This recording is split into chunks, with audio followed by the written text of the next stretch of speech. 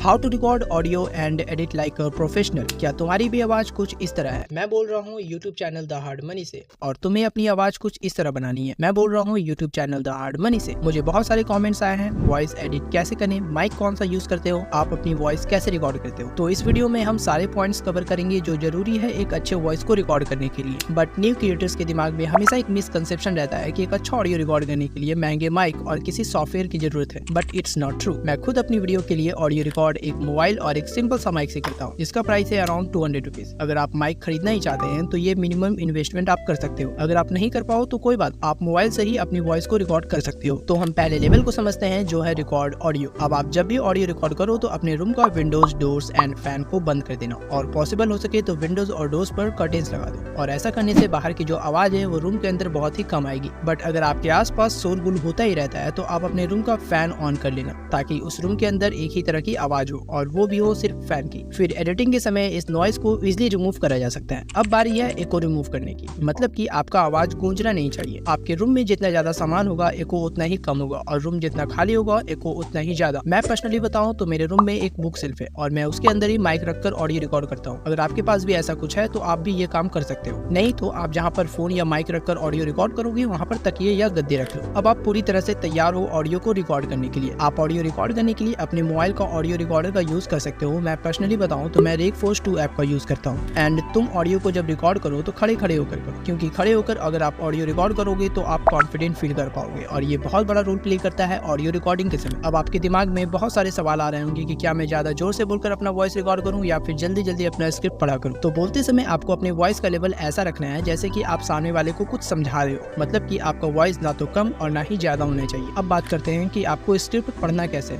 इस फैक्टर को समझने के लिए ये एग्जाम्पल समझो। दो लोग हैं, पर्सन ए और पर्सन बी। इन दोनों को ये सेंटेंस बोलना है। पर्सन ए इसे इस तरह से पढ़ता है, how to record audio and edit like a professional. And person B इसे इस तरह से पढ़ता है, how to record audio and edit like a professional.